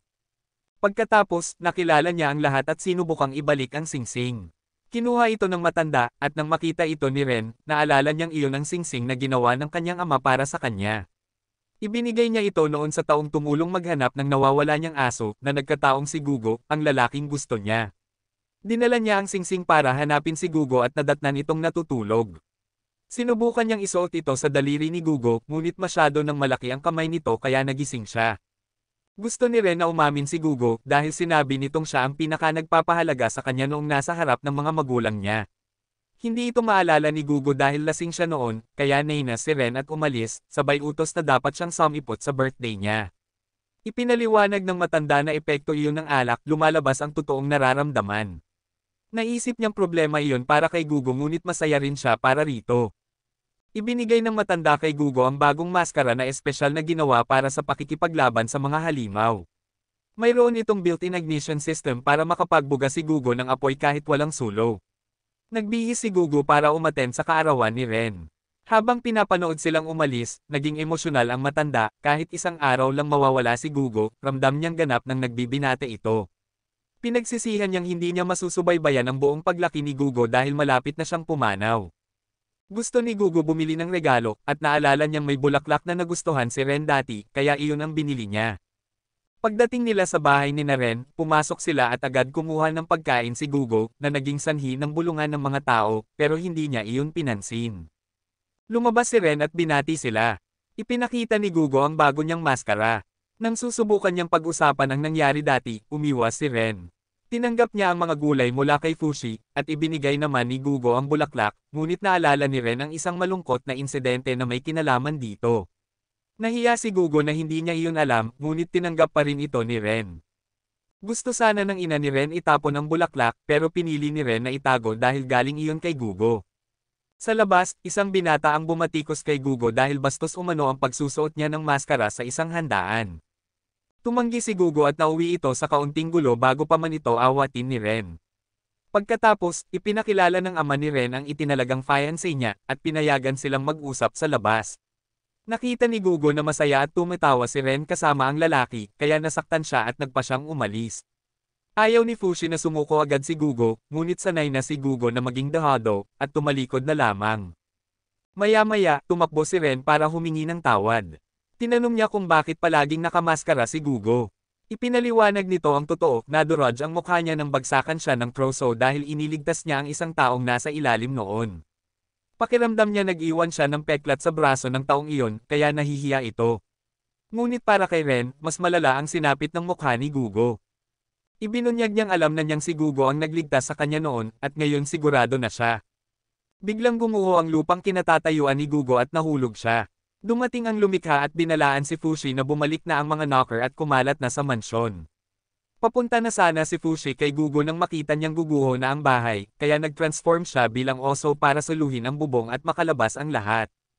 Nakakapit si Gugo sa isang dila ng bato at hinaila siya pataas ng isang tao. Pumasok siya para hanapin si Fushi at nakita nitong hawak pa rin ni Fushi ang kisame dahil hindi pa nakakalabas ang mga magulang ni Ren. Tinulungan ni Gugo ilabas ang mga ito bago bumalik para tulungan si Fushi. Ayaw siyang papasukin ni Ren, pero para kay Gugo, mas mahalaga ang kapatid na turing kaysa sa babae. Pagpasok niya, nakita niyang bumalik si Fushi sa anyo nito 4 na taon ang nakalipas. Sumulpat ang isang halimaw na oso na gawa sa bato at inatake sila. Nagbuga si Gugo ng apoy, ngunit dahil bato ang katawan, walang epekto. Isang hampas ng oso ang nagpasabog ng sahig at nahulog sila sa hukay na puno ng matutulis na patpat. Nag-transform si Fushi ng mga braso bilang mga palaso para dumaikit sa bato at makaakyat. Ngunit hinihila ng mga tentacle ang lupa, kaya nag-transform siya bilang march at umakyat, sa kahinaila pataas si Gugo. Alam ni Gugo na may laman sa loob ng batong balat ng halimaw, kaya magkasama silang umakyat para hanapin ang mahinang bahagi. Nakakita si Gugo ng butas at humingi ng mga arrow mula kay Fushi para palakihin ito. Nang lumitaw ang lamang loob, agad siyang nagbuga ng apoy hanggang sumabog ang katawan. Ngunit nakaligtas ang core. Lumipat ito sa pader. Sinubukan ni Fushi tirahin gamit ang kutsilyo ngunit hindi siya umabot. Mukhang mananalo na sila nang biglang masakaw si Fushi hanggang sa mamatay, at ninakaw ang anyong March. Tatamaan na sana si Gugo ngunit sumugod si Ren at iniligtas siya. Tumakbo silang dalawa pero inatake sila ng oso at tuluyang gumuho ang buong mansyon. Nakabangon si Fushi ngunit bigla siyang nakaramdam ng sakit na hindi kanya, alam niyang may masamang nangyayari. Sina Gugo at Ren ay nasa ilalim ng gumuhong mansyon. Alam ni Gugo na malapit na ang wakas. Nangako silang kapag nakalabas ay mamumulaklak sila ng magkasama. Inalis ni Ren ang maskara ni Gugo, nakita ang dugo, at hinalikan siya. Sa sandaling iyon, napagtanto ni Fushi na nakakuha siya ng bagong anyo kay Gugo. Hindi niya matanggap na may isa na namang mahal niya ang nawala. Paulit-ulit niyang itinanggi na patay si Gugo ngunit ginamit pa rin niya ang anyong Gugo para lumaban. Nagbuga siya ng apoy ng sunod-sunod hanggang itapon siya ng halimaw sa dagat. Sinundan siya nito, ngunit dahil sa biglang pagbabago ng temperatura, nabasag ang katawan ng halimaw at nakatakas ang core. Sinabi ng lumikha na tumakas ang core patungo sa kanluran at maaari pa nitong habulin si Fushi kung sisimulan niya agad, ngunit pinili muna niyang ayusin ang mga bagay dito bago habulin ang kalaban. Pagkatapos, nalaman niyang nailigtas ni Shin at ng iba si Ren, pero si Gugo ay talagang pumanaw na. Dumating si Shin para kunin ang katawan ng kanyang kapatid pauwi. Napanood ngayon ni Gugo ang mga alaala ng lahat ng taong pinakamahalaga sa kanya, ngunit nang makita niya ang katotohanan na patay na siya, niyakap na lamang niya ang lahat sa huling pagkakataon. Sa mga sumunod na araw, nagpa siya si Fushi na umalis upang hindi na makahila ng mas maraming kaaway. Si Shin ang hahalili kay Gugo sa mga gawain dito, habang si Ren, nakagigising pa lamang, ay nagmamadaling hinanap si Gugo. Hindi niya alam ang nangyari kaya tumakbo siya papunta sa bahay ng tindero ng alak. Doon, binigyan ni Gugo ng huling mensahe si Fushi. Biglang dumating si Ren kaya napilitan si Fushi mag-transform bilang Gugo para hindi siya masaktan. Sinabi niyang si Fushi raw ang namatay at dinala niya si Ren sa libingan. Naintindihan ng mag-asawang matanda ang sitwasyon at nakisabay sa pagpapanggap para hindi masaktan si Ren. Gusto nitong mamitis ng bulaklak kasama si Gugo, ngunit sinabi nitong abala siya at magkikita na lang sila muli. Pinakiusapan niya rin si Ren na ingatan ang singsing. Sa mga sumunod na araw, palaging hinihintay ni Ren si Fushi sa parang ng mga bulaklak. Sinabi niya sa ama na ayaw na niyang magpakasal dahil may mahal na siyang iba, at tiyak niyang nasa paglalakbay na iyon kasama ni Fushi. Oo, alam niya ang katotohanan, pero pinili niyang lokohin ang sarili upang hindi tuluyang masaktan. 4 na araw nang naglalakbay si Fushi nang tawagin niya ang lumikha. Tinanong niya ito kung ano ang susunod niyang gagawin, ngunit ang gusto lamang ng lumikha ay maging mas malakas siya upang mabawi ang ninakaw sa kanya. Nawala na siya ng mga larawan ni March kaya kailangan niya silang bawiin. Si Fushi ang nag-iisang natatanging nilalang sa mundong ito, at kailangan siya ng mga knockers, pati sila ay umaasa sa kanyang pag-iral. Pero iniisip ni Fushi, kung magiging walang isip siya, baka hindi na siya kailangan ng mga knocker. Nang mag-transform siya bilang prutas, ibinalik agad siya ng lumikha sa pagiging tao, kahit bilang prutas, susundan pa rin siya ng mga knocker. Kung ipipilit niya pa iyon, babalik siya sa pagiging bilog na orb at hindi na makakabalik bilang tao. Hindi iyon mahalaga sa lumikha, ngunit alam niyang mahalaga iyon kay Fushi. Inalok ni Fushi ang lumikha na makipaglaban kung gusto nito, ngunit sinabi ng lumikha na balang araw mawawala rin siya, at kay Fushi mapupunta ang tungkulin ng pagprotekta sa mundo. Kaya kailangan niya itong sanayin sa kahit anong paraan. Nang muli siyang sumuway, ibinalik siya ng lumikha sa anyong lobo at sinabing kung ayaw niyang magdusa, dapat siyang maging mas malakas. Maya-maya, may naamoy si Fushi na pamilyar, si Oran. Sinundan niya ito at nalaman niyang napagpasyahan nitong sumama sa kanya dahil tinutulungan na ni Shin at Ren ang tindero ng alak. Alam ni Ren ang nangyari kay Fushi kaya hinayaan niyang sumama si Oren. Si Oren, na alam na niyang malapit na ang kanyang katapusan, ay gustong suportahan siya sa natitira nitong lakas. Nang tumanggi si Fushi, hindi iyon tinanggap ni Oren. Ayaw ni Fushi na may mamatay pang iba sa tabi niya at nakiusap itong umuwi na lang si Oren. Ngunit hinampis siya nito gamit ang tungkod, sinabing buhay niya ito at wala si Fushi sa posisyon para diktahan ang gusto niyang gawin. Naglakbay silang dalawa ngunit tampuhan pa rin, hindi sila nag-uusap. Lagi siyang inaalok ni Oren ng pagkain ngunit tinatanggihan niya. Nang marating nila ang isang baryo, pumasok si Oren para kumain ngunit ayaw ni Fushi tumagal dahil baka matagpuan sila ng mga knocker. Tinanong niya ang lumikha kung nasaan ang mga knocker, at nalaman niyang nasa ilalim pa rin sila ng lupa at hindi lumalabas bilang core. Hindi sila maramdaman habang maliit, ngunit kapag lumaki ay malinaw silang nararamdaman. Nang tanungin ni Oren kung sino ang kausap niya, ipinaliwanag ni Fushi ang tungkol sa lumikha. Alam niyang siya lang ngayon ang makakaprotekta kay Oren, at tila sinadya ng lumikha na hayaan siyang samahan nito upang bigyan siya ng dahilan para lalong lumakas. Kinabukasan, ginusto ni Oren ang mga prutas at pinapante si Fushi para mamitis. Hindi siya makakyat kaya sinabi ni Oren na mag-transform siya bilang March, pero nawala na niya ang anyo ni March. Pira-pirasong imahe na lang ang natitira at hindi na siya makapag-transform sa kanya. Ipinaliwanag ng lumikha na kapag nawala ang isang anyo, maaari lamang niya itong mabawi kung maibabalik niya ang huling larawan nito. Nag-alala si Oren. Paano kung mawala niya rin ang anyo ni Gugo? Ibig sabihin mawawala rin ang mga alaala. Parang muling kamatayan, at pati ang alaala ng lahat tungkol kay Fushi ay mawawala rin. Buong determinasyon, nagpasya si Fushi na hindi dapat iyon mangyari. Kinabukasan, pinag-aralan niya ng maigi ang kanyang kakayahan. Maaari siyang mag-transform sa kahit anong nahawakan niya, ngunit ang may kamalayang nilalang ay iba, kailangan muna nilang mamatay bago niya makuha ang anyo nila. Sa mga nilalang tulad ng alimango, kapag niluto sila ni Oren, nararamdaman niya ang tusok ng kirot tulad ng dinarones ng alimango. Maaari siyang mag-transform bilang alimango ngunit hindi nagtataglay ang anyong iyon ng buhay. Tinanong siya ni Oren kung paano siya nanalo noon. Pagkatapos niyang ikwento, sinabi ni Oren na dahil iyon sa biglaang pagbabago ng temperatura, at ipinaliwanag niya ito ng detalyado. Pinapante niya si Fushi sa isang gubat na pinandidirihan ng mga tao dahil mapanganib ito, maraming hayop na maaaring makatulong sa kanya sa pagkuha ng mas mahuhusay na kakayahan. Kinabukasan, sumakay sila ng barko papunta sa gubat. Ngunit pag-akyat nila, pinaghati sila ng isang babae sa dalawang lugar, isa para sa mga lalaki at isa para sa mga babae. Wala silang hinala kaya sumunod. Ngunit nadala si Fushi sa isang hola. Naroon ang mga taong mukhang alipin, may marka sa kanilang kamay. Nang markahan si Fushi, sobrang sakit nito ngunit nakapagpagaling siya agad. Nag-alala siya na baka nakulong din si Oren. Dinala sila sa isang isla, at nang makita ng taga-suri na wala siyang marka, inisip nilang nadala siya ng mali. Dumating ang babaeng kumuha kay Oren at hinayla si Fushi palabas. Nang tanungin niya tungkol kay Oren, hindi nito alam. Nagpasya si Fushi na tumakas at iligaw ang mga bantay. Nag-transform siya bilang lobo at sinundan ang bakas ng amoy ni Oren na amoy niya ito sa kabilang panig ng pader kaya sinubukan niyang humanap ng paraan para makatawid ngunit hindi gumana ang paghuhukay sa lupa. Ang pag-akyat naman ay nangangailangan na itanim muna ang mga araw isa-isa. Habang umaakyat, pumutok ang ulo niya dahil sa hangin at nahulog. Natagpuan siya ng babaeng nakilala niya kanina kasama ang grupo nito. Nang malaman nila ang kakayahan ni Fushi na mag-regenerate, ipinangako nilang itatago ang sikreto. Tungkol sa paghahanap niya kay Oren, humingi ng paumanhin ang babae sa maling akala na parehong kriminal sila. Ang lugar na ito ay isang isla prison na ginagamit para ikulong ang mga mapanganib na bilanggo. Nang gusto niyang manghiram ng pana para patamaan ang isang kwago at makalipad ito, pinigilan siya ng babae dahil kasama iyon ng kanyang alaga. Gustong malaman ni Fushi kung may paraan para makatawid sa pader, ngunit wala.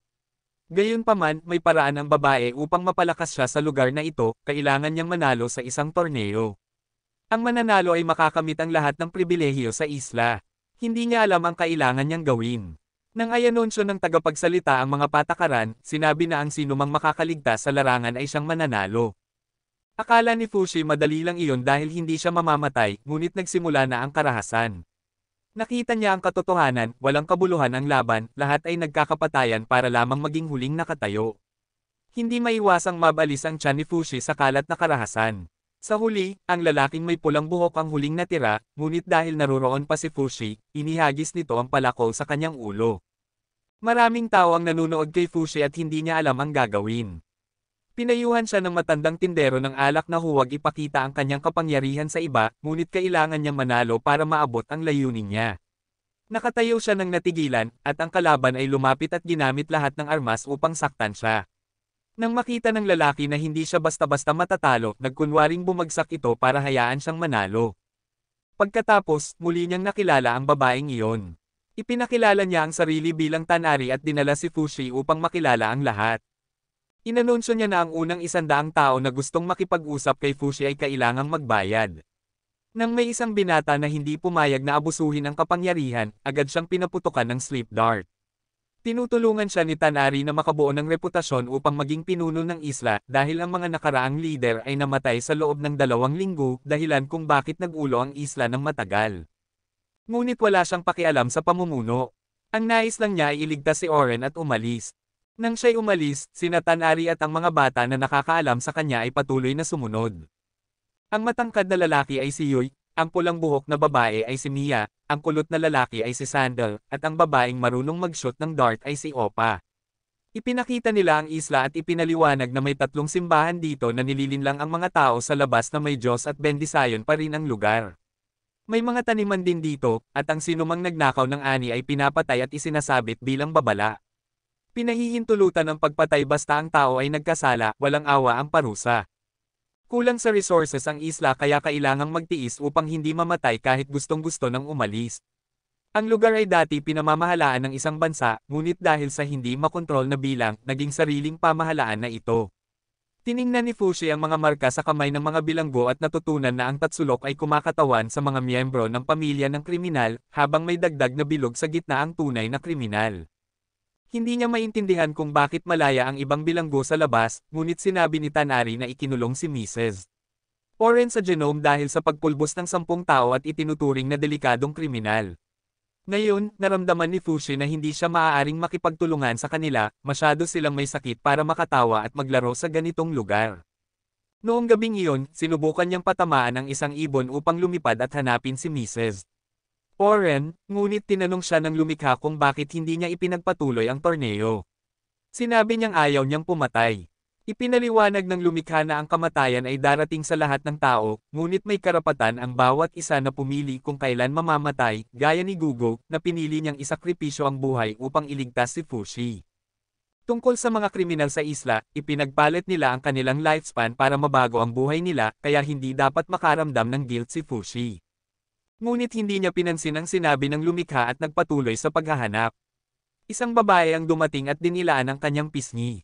Kinabukasan, nagpatuloy siyang umaakyat sa pader ngunit palaging nahuhulog. Gusto ni Tanari na maghanda siya para sa susunod na laban, ngunit ayaw niya dahil one-on-one ito at kailangan niyang pumatay para umusad. Tumanggi siya at nagpatuloy sa sariling gawain. Maya-maya, narinig ni Tanari na ang kilalang bisita nila mula Genome ay nawala, kaya pumunta siya sa arena at mag-isa hinarap ang maraming kalaban. Nakagulat na siya mismo ang pumatay kay March noong araw na iyon. Natuklasan ni Fushi na may isang mole na naghukay ng daanan sa ilalim ng mga bato, kaya pinatay niya ito. Nagsisi siya sa pagkitol ng buhay nito, ngunit agad siyang nag-transform bilang mole upang makapasok sa lupa. Nahuli siya ng isang ibon at nahulog malapit sa grupo ni Tanari, kaya kailangan niyang pumasok sa laban. Ang kalaban niya ay isang baliw sa labanan na uncle. Ginamit niya ang kanyang immortal na katawan para takutin ang lalaki, ngunit hindi natakot ito at kahit ngumagat pa. Nag-transform siya bilang lobo upang umatake at takutin, ngunit hindi ito umubra. Nag-transform siya bilang gugo at nagbuga ng apoy sa paligid ng lalaki. Nakita ng lalaki na patuloy siyang tumatanggi sa laban, at bigla siyang nakaramdam ng alaala mula sa nakaraan, na-remember niya si Perona. Sa somehow, na-transform siya bilang Perona at ang katawan nito ay nagbigay sa kanya ng mas mabilis at mas flexible na galaw. Tinamaan niya ang lalaki gamit ang sipa at suntok, ngunit napansin ito ni H. Kahit na wala ng alaala si Fushi kay March, naaalala pa rin niya si Perona. Alam niya na ang kakayahang magamit ang anyong iyon ay nangangahulugan na patay na si Perona. Natutuwa ang lumikha na namatay si Perona ng maaga upang magamit niya ang mas mabilis at maingat na katawan, ngunit nakadismaya ang mga salita ng lumikha kay Fushi. Gusto ng lumikha na itapon niya ang damdamin tungkol sa kamatayan ng tao, ngunit sa kasamaang palad, ang sakit ang nagtulak sa kanyang pag-unlad, kaya wala na siyang magagawa pa. Sinundan siya muli ni Tanari. Patuloy siyang inabala nito. Lahat ay nagpakamatay sa labanan para patayin si Fushi, ngunit tumanggi siya at lumingon sa ibang direksyon. Alam ni Tanari na ayaw ni Fushi sa pagpatay, ngunit ang totoo, may mga taong karapat-dapat mamatay, ang kalaban niyang nakasalubong ngayon ay pumatay na ng higit 50 katao. Hindi alam ni Tanari kung paano siya susuportahan o makuha ang kanyang tiwala, ngunit tumanggi si Fushi. Sinasabi niya na dahil kay Tanari, napasok siya at si Mrs. Oren sa isinumpang lugar na ito. Kahit na pumatay na rin ng tao si Mrs. Oren, ipinaliwanag ni Tanari na pati ang ama niya ay may pinatay na tao at ipinakita pa kay Fushi, ngunit wala pa rin siyang pakialam. Gumamit si Tanari ng ikatlong paraan upang tulungan siyang hanapin kung sino ang nanloko sa kanya at kay Mrs. Oren para mapunta sila sa barkong ito. Bagamat sumunod siya sa kanyang kahilingan sa labas, hindi siya nagtitiwala.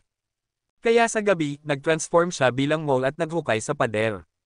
Matagumpay siyang nakapasok at sinundan ng amoy upang hanapin si Mrs. Oren. Sinubukan niyang umakyat ngunit nahulog muli. Narinig niya ang tunog at sumagot si Tanari. Alam niyang dahil ginagamit niya ang anyo ni Perona, nagsakripisyo si Perona upang protektahan ang isang tao. Gusto niyang tulungan itong makalabas, ngunit sinabi ni Perona na mag-isa na lamang siya dahil kriminal siya at narito ang lugar na nararapat sa kanya. Pinilit pa rin niyang iligtas siya, kaya tinanong niya kung paano niya planong iligtas ang babae. Nakakandado ang pinto mula sa labas, at kahit makapasok siya sa butas, paano niya siya mailalabas? Alam niyang hindi niya kayang iligtas si Mrs. Oren ngayon, kaya umalis siya. Nang marinig niya si Tanari na may mahalagang impormasyon, bumalik siya sa labas at tinanong tungkol dito. Sinabi ni Tanari na isasabi lamang niya ito kapag nanalo siya sa susunod na laban kinabukasan. Kailangan niyang sumunod. Bago pumasok sa arena, sinabi ni Tanari na sikapin niyang tamaan sa ulo at patamba ang kalaban sa halip na patayin. Pumasok siya sa arena at nag-transform bilang Perona para lumaban. Ang kalaban niya ay isang martial artist na palaging pinoprotektahan ang ulo.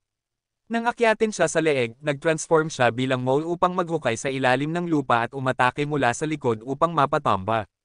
Ngunit bumangon muli ang kalaban. Nang makita ng audience na muling palalayain niya ang kalaban, nagpadala sila ng mga arrow upang tapusin ang laban. Pinrotektahan niya ang lalaki, ngunit tinamaan pa rin siya ng arrow at dinala palayo. Bagamat labis na hindi nasiyahan sa mga tao sa lugar na ito, kailangan niyang tanggapin ito. Sa labas, nakilala niya ang kapatid ng martial artist na buhay pa. May nakababatang kapatid ang lalaki, at iyon ang dahilan ng kanyang pakikipaglaban. Ibinunyag nito na ang kanilang ina ay dinala rito ngunit namatay, kaya ang kapatid lang ang natitirang dahilan upang magsikap. Nagpasya si Fushi na pagkatapos manalo, tutulungan niya ang dalawang magkapatid na makalabas. Naalala niya ang kasunduan at pinilit si Tanari na isiwalat ang impormasyon, ngunit muli itong nag-iiwas at niloko siya, kaya nagsimulang magbiro si Fushi sa kanya. Humiling ang nakababatang kapatid kay Fushi na magbuga ng apoy, kaya nag-transform siya bilang gugo upang tumulong. Biglang may ibang dumating upang magreklamo kay Fushi, sinasabing naglagay ng buhay sa panganib ang mga mandirigma habang palagi siyang nagpapalaya, na nagdulot ng pagkahiya. Sinasabi nila na hindi maiintindihan ng isang immortal ang halaga ng buhay ng tao. Nang subukan ni Tanari na makialam, natamon siya, kaya kinailangang dumating ang kanyang mga kaibigan upang tapusin ang kaguluhan. Bigla, inatake si Fushi ng knocker at nawala ang anyo ni Gugo. Sinabi niya sa lahat na tumakbo habang siya ay lumalaban. Naalala niyang gumamit siya ng tubig at apoy, ngunit dahil nawala ang mga alaala niya kay Gugo, nawala rin ang kakayahang mag-apoy. Kinailangan niyang tumakbo patungo sa isang bakanting lugar at napansin ang maliit na butas sa katawan ng halimaw. Nag-transform siya bilang mole upang makapasok at kagatin ang mga ugat nito. Ngunit isang kagat lang, nahulog siya at nawala rin ang anyong iyon. Muling nakilala niya ang grupo ni Tanari at gusto nilang tulungan siya lumaban, ngunit tumanggi siya dahil ayaw niyang may mamatay. Ngunit dinala nila ang mga kariton upang itali ang mga kamay ng knocker. Yumugyog ang lupa dahil sa halimaw, kaya kinailangan ng lahat na tumakbo. Naghanda ang grupo ni Tanari ng mga pana at paputok, ngunit masyadong matigas ang halimaw. Kaya sinabi ni Fushi na tutukan ang mga puwang. Nag-transform siya bilang Perona at kinopya ang pana upang tumira, ngunit mahina pa rin ang archery ni Perona kaya nag-practice siya ng paulit-ulit hanggang sa tamaan ang puwang. Nang maubos ang mga arrow, kinopya niya pa para sa lahat. Sa huli, matagumpay nilang nawasak ang knocker. Naibalik ni Fushi lahat ng nawala mula kay March, sa Bear, hanggang kay Gugo. Tinuruan siya ni Tanari na minsan, kailangan pa rin niya ng tulong ng iba, lalo na sa malalaking gawain, at makipagtulungan sa maraming tao. Gaya ng hula ng lumikha, magiging magandang lugar ang isla para sa pag-unlad ni Fushi. Nang gabing iyon, nagdiwang ang grupo ni Tanari kasama si Fushi. Ibinahagi nila ang kanilang mga pangarap. Naglabas si Tanari ng pagkain, pero beans lamang iyon, kaya gumawa si Fushi ng mas maraming pagkain. Ngunit ang lahat ay natulog dahil sa sleeping drugs na nakalagay sa pagkain. Habang nagising, nakita ni Fushi ang diary ni Tori at nabasa ang isang linya, ngunit iniwan niya ito. Biglang nagising si Tanari at humingi ng paumanhin kay Fushi sa pagdadala sa kanya rito. Kinuha niya ang diary upang isulat ang sariling kwento. Dati, ang kanyang pamilya ang may-ari ng bahay ng tindero ng alak. Masayang-masaya ang pamilya ng tatlo, ngunit noong siya'y 7 taong gulang, natuklasan ni Tanari ang bangkay ng kanyang ina sa bahay. Hinatulan ng simbahan ang ama niya bilang salarin at pinalayas siya sa isla. Sa pagitan ng dalawang pagpipilian, manirahan bilang ulila o sumunod sa kanyang ama, pinili niyang sundan ang kanyang ama patungo sa Prison Island dahil naniniwala siyang inosente ito. Matapos mamuhay sa Lawless Island ng ilang panahon, nagpa siya ang kanyang ama na lumahok sa arena upang manalo ng karapatang umalis at nangakong magkikita sila sa pantalan. Sa mga upuan, nagdasal si Tanari para sa tagumpay ng kanyang ama. Ngunit nang makita niyang naging isang mananakop at malupit na mamamatay tao ang kanyang ama, na may ngiting lumalaban at pumapatay ng tao, labis na nagulat si Tanari at pinaniwala ang sarili na patay na ang kanyang ama at ang taong iyon ay hindi siya ama. Sa huli, pumunta siya sa lugar ng pagkikita kasama ang kanyang ama at natagpuan ang isang diary at birthday wish mula sa kanya. Pinanatili niya ang regalo bilang isa sa iilang magagandang alaala ng kanyang ama. Sa likuran niya ay ang mamamatay taong lalaki na may huling paumanhin bago siya pinatalsik at itinapon sa dagat. Sa kabutihang palad, nakatagpo siya ng mga kaibigan sa kaparehong sitwasyon at namuhay kasama nila hanggang sa siya'y 12 taong gulang. Nagsimula siyang magtrabaho sa pag-i-import ng mga kalakal upang makalabas ng isla, ngunit nanatili siyang mahigpit na binabantayan, kaya imposible ang pagtakas. Noong siya'y 13, naisip ni Tanari na ang mga tao sa labas ng isla ay hindi nila tinatanggap o nakikiramay sa kanila. Noong 14, nakilala niya si Fushi, isang misteryosong tao na dumating sa isla bilang bisita, at nakumbinsi si Tanari na maaaring baguhin ni Fushi ang kapalaran ng isla. Kaya kailangan niyang lokohin ito upang dalhin sa isla. Tama naman ang misteryosong tao dahil sa kanyang kakayahang immortal, unti-unting natutupad ni Fushi ang nais ni Tanari. Kinabukasan, nag-transform si Fushi pabalik kay March upang umakyat at matagumpay na makipagkita kay matandang babae Oren sa bilangguan. Sinabi niya sa kanya na bukas ang huling laban at kung mananalo siya, siya ang magdadala sa kanya palabas. Sa huling laban, nagulat si Fushi na ang kalaban niya ay si Haze, na siyang seryosong tao na nagmanipula kay Tanari. Habang lumalaban, ipinahayag ni Haze na ang anyo ni Perona ay kanyang regalo kay Fushi. Siya mismo ang pumatay sa buong nayon ni March. Nang marinig ang mga kakilakilabot na bagay na ito, unang beses sa buhay ni Fushi na ipinahayag niyang papatayin niya si Haze. Ngunit hindi pa siya katapat kay Haze. Lumaban siya ng walang teknik at pina-injection ng sedative kaya bumagsak siya. Pagkatapos manalo, gumawa si Haze ng kwento para sa audience ng arena na sinabi niyang natagpuan niya si Fushi 5 taon na ang nakalipas, tinuruan niya ito kung paano maging tao, ngunit dahil hindi niya naintindihan ang espiritu ng tao, tumakas si Fushi. Nais manipulahin ang isipan ng audience, kaya't isinara ni Haze ang kanyang palabas sa pamamagitan ng pagsabi na ibibigay niya ang pamumuno kay Tanari. Nais sumuwi ng mga tao at patayin si Tanari at ang kanyang mga kasama, kaya kinailangan nilang tumakas. Samantala, dinala si Fushi ni Haze sa kanyang tirahan. May mga masamang intensyon si Haze kay Fushi habang ito'y walang malay, ngunit pinutol ng grupo ni Tanari ang plano niya. Nang pumasok ang grupo ni Tanari sa silid, hindi nila makita si Fushi. Sinabi ni Haze na dinala siya sa silid sa ilalim ng lupa kung saan walang makakakontak sa kanya. Lumitaw ang kapitan at tinanong kung ano ang balak gawin ni Tanari. Gamit ang posisyon bilang leader, idiniin niya na ibalik si Fushi at sinabi na kakopyahin nila ang barko ng kapitan para makaalis. Siyempre, hindi pumayag si Haze at ang kapitan. Hinawakan niya si Appa at pinilit ang grupo ni Tanari na humingi ng paumanhin sa bisita at lisanin ang lugar. Naging tensyonado ang sitwasyon nang walang sumusunod. Bigla, lumitaw si Fushi sa likod ni Haze na may hawak na espada sa leeg nito. Hindi siya tuluyang walang malay noon, at ang taong dinala ng mga sundalo ay isang bangkay lamang na hiwalay sa kanya habang nag-transform siya bilang daga at nakatakas. Ngayon, ipinakita niya ang sarili at idiniin na palayain ni Hayes ang buong grupo ni Tanari at susundin ang anumang kondisyon niya. Kinabukasan, inihayag ng kapitan bilang kinatawan ni Tanari at bagong leader ng isla na ililipat nila hanggang 700 bilanggo palabas ng isla dahil hindi kaya ng barko na magdala ng mas marami. Pinili ni Tanari ang mga bata na wala pang 7 taong gulang, ang kanyang mga kasama, pati si matandang babae Oren, at hindi nakalimutang tulungan ang dalawang magkapatid na martial artist bilang kapalit ni Fushi. Dumating si Fushi sa pantalan upang magpaalam sa grupo ni Tanari at kay matandang babae Oren. Sinabi ni Tanari na hihintayin siya sa pantalan.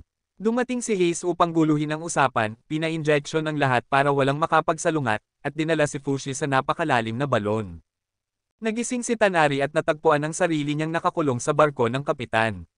Nakilala niya ang matandang pinuno at hiniling na tanggalin ang tali sa kanya. Humiling din siya ng bangka upang makabalik at iligtas si Fushi.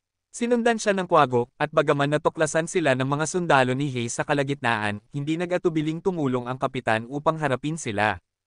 Para kay Tanari, kailangan niyang turuan ang mga tao na hindi kumilos ng padalos-dalos sa kanyang barko. Nagdesisyon siyang ipagpatuloy ang sariling kwento at nais niyang maging bahagi si Fushi sa hinaharap. Pumunta siya sa bilangguan ni Fushi at ibinaba ang lubid upang mag-transform siya bilang mole at umakyat. Ngunit nagulat siya nang makita si Fushi na nakatayo na sa likod niya, walang hamon ang hukay sa kanya. Gabing iyon, dumating ang bagyo kaya hindi sila makaalis at kinailangan nilang magpalipas ng gabi sa isang kuweba malapit. Kinabukasan, nang dumating si Hayes upang suriin si Fushi, natuklasan niyang nakatakas na ito. Biglang tumakbo ang isang sundalo at nagulat na nanganganib ang bayan. Samantala, habang naghahanda silang umalis, dumating ang lumikha at ipinaalam kay Fushi na umatake ang mga knockers sa bayan.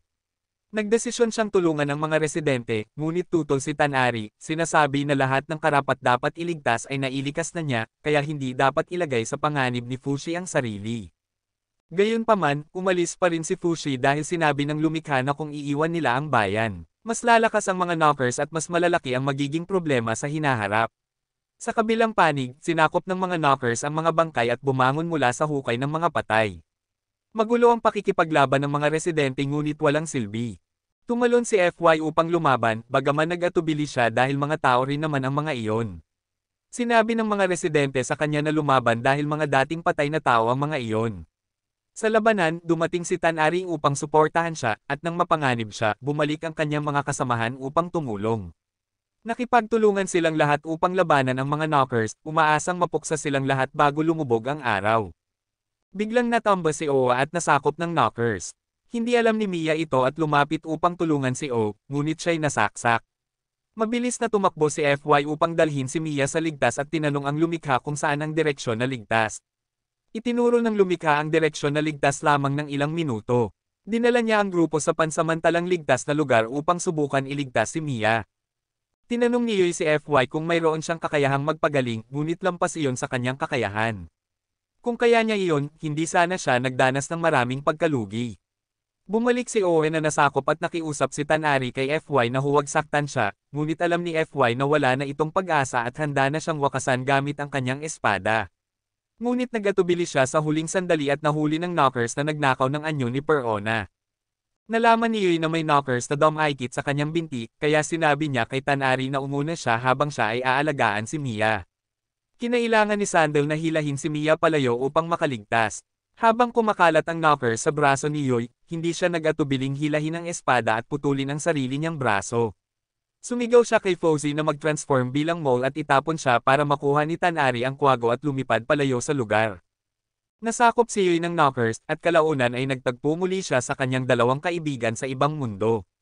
Samantala, si Hades ay nagmamasid mula sa itaas, nang biglang pumasok sa kanyang braso ang isang malapit na knockers. Agad niya itong hinugot at itinutok ang target kay Tanari at Sandal na tumatakbo sa ibaba. Ngunit inatake siya ni FY sa kanyang anyong hayop bago pa man makagawa ng anumang kakulangan si Hades. Pinagwalang bahala niya si Hades nang makita si Tanari at Sandal sa panganib at nag-transform bilang go upang huminga ng apoy, pinatalsik ang natitirang mga knockers.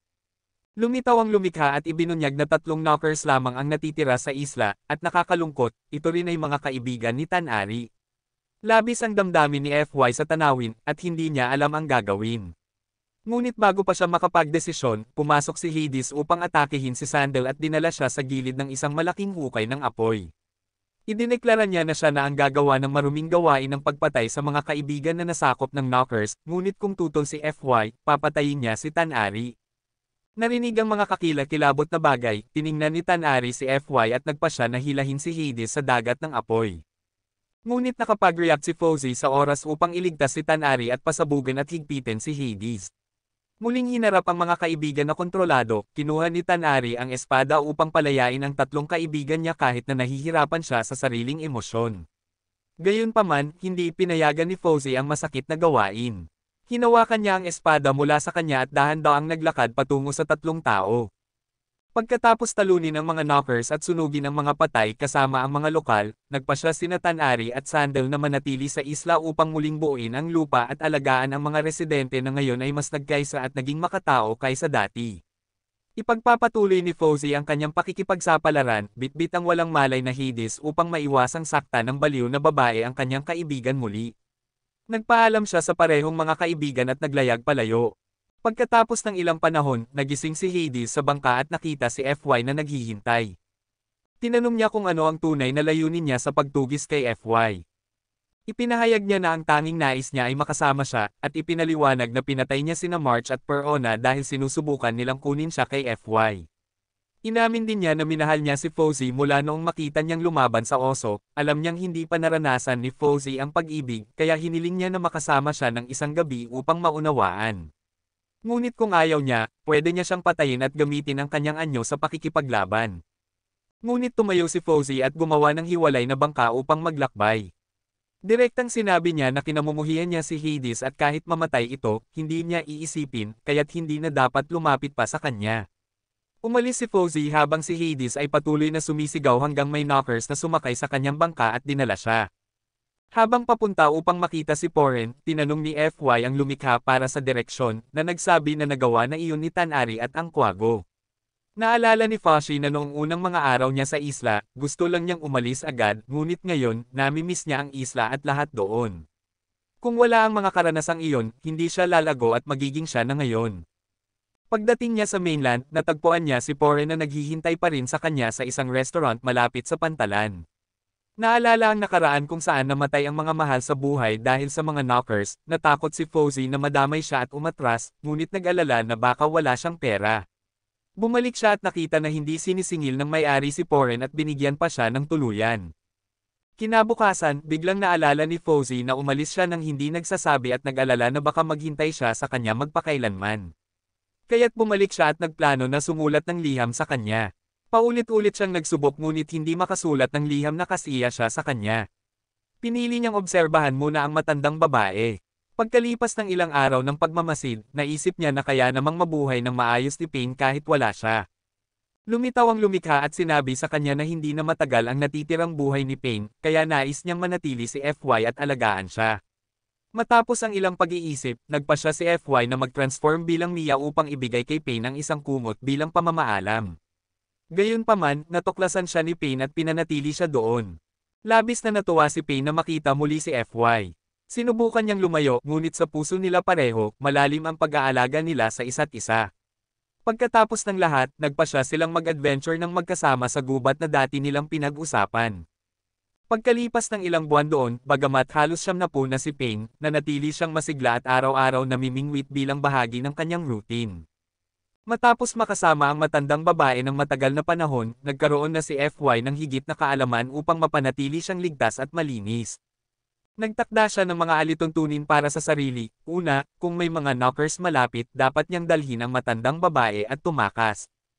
Pangalawa, dapat niyang limitahan ang sarili sa pag-transform sa mga nilalang na hindi niya ganap na naiintindihan ang katangian, dahil kung magiging isang nilalang na tulad ng Linta, hindi niya mapoprotektahan si matandang babae kapag umatake ang mga Knockers. Panghuli, dapat matulog ng mas maaga at gumising ng mas maaga kaysa sa matandang babae.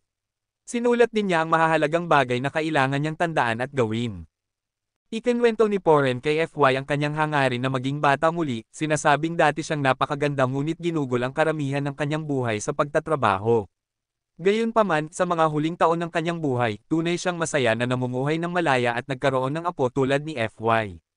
Nang marinig ito, mas pinahalagahan ni FY si Pain. Ngunit hindi lahat ay ibinibigay ng langit sa sinuman. Isang araw, nakaramdam ng hindi maganda si matandang babae at naging mas irritable kaysa dati, at unti-unti ring bumababa ang kanyang alaala. Ngunit hindi ito pinansin ni FY at patuloy siyang inalagaan hanggang sa huli. Hanggang sa isang araw, biglang naging kakaiba ang normal na pakiramdam ni Poren, dahil malapit ng umulan, hiniling niya kay FY na kunin ang mga tuyong isda. Habang nakahiga siya upang maranasan ang kanyang huling sandali, tinawag niya ang lumikha upang kunin siya bago bumalik si FY at, kung maaari, gawing mas kapaki-pakinabang ang kanyang matandang katawan para kay FY sa susunod na buhay. Dumating ang lumikha sa huling sandali at tinupad ang hiling ni Pain. Sa kabilang mundo, nakita niya ang kanyang nakababatang sarili, at ayon sa kanyang sinabi, tunay siyang maganda. Pinanatili ng lumikha ang kanyang pinakamahuhusay na katangian sa isang orb tulad ng orihinal na anyo ni FY. Pagkatapos ay naglaho siya, at muling nasaksihan ni Fozzie ang paglisan ng isang mahal sa buhay. Nanlilim ang kalangitan at bumuhos ang ulan na parang mga luha ng kanyang pagdadalamati. Matapos premasayon ng kanyang lola na isa rin sa kanyang malalapit na kaibigan, natagpuan ni FY ang huling mensahe nito sa mga papel na iniwan niya. Ipinahayag ni Poren na nais niyang mabuhay siya para sa kanyang mga pangarap tulad ng pamumuhay niya ng buhay na walang pagsisisi. Lumipas ang panahon at wala nang bagong sinabi ang lumikha tungkol kay FY. Ngayon, nasa katanghaliang edad na si FY, tumatawa ng parang baliw matapos pumatay ng knockers, at